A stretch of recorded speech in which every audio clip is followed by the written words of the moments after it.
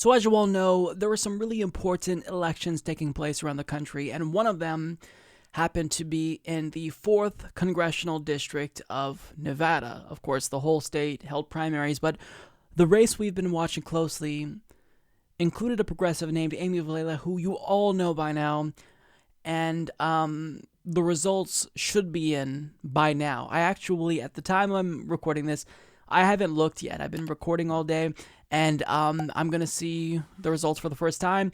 I'm incredibly nervous. I feel like there's a ball in the pit of my stomach, and I'm afraid to look. But let me just say this before I look.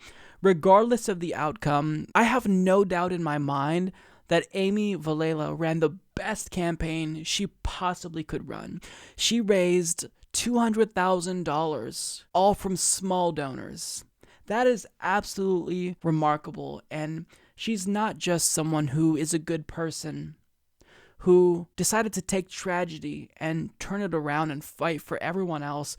She's not just someone who I consider a friend. Her and her husband, David, they're friends to me, and I look up to them so much, but if she were elected, I have no doubt in my mind that she would be one of the best members of Congress, who would always fight for the people and do the right thing. So I'm going to look at the results, and we'll see.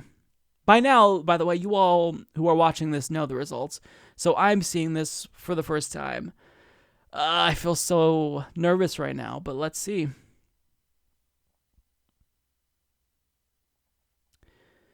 So it looks like we have some results from other elections. Let's go to the 4th district.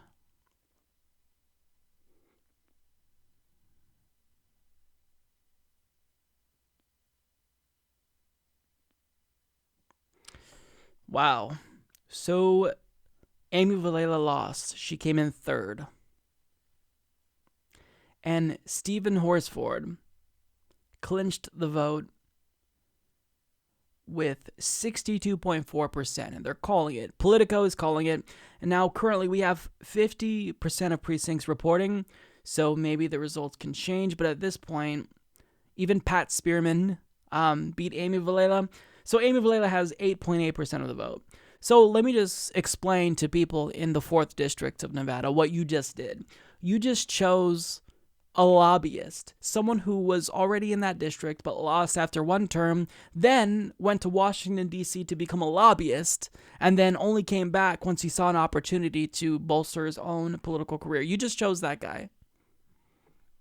And in 2nd, we have Pat Spearman, an individual who really is proposing no real policy solutions, but completely espouses platitudes over and over.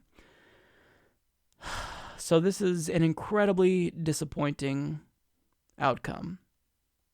Yeah, they're calling it for Stephen Horsford, and it seems like turnout is incredibly low because he won with 17,000 votes. Amy Vilela got 2,300. That's not a lot. So, yeah, hopefully the results change, but for now, I mean, this is the worst case scenario for her to come in 3rd. Let's check, see if the results changed. See, and this is why I didn't want to look until like hours later. So the polls closed at 7, I believe. It's now 10 p.m. Pacific time. I didn't want to look because if I did, then I'd just be refreshing it over and over and over. But, I mean, they're calling it for Stephen Horsford.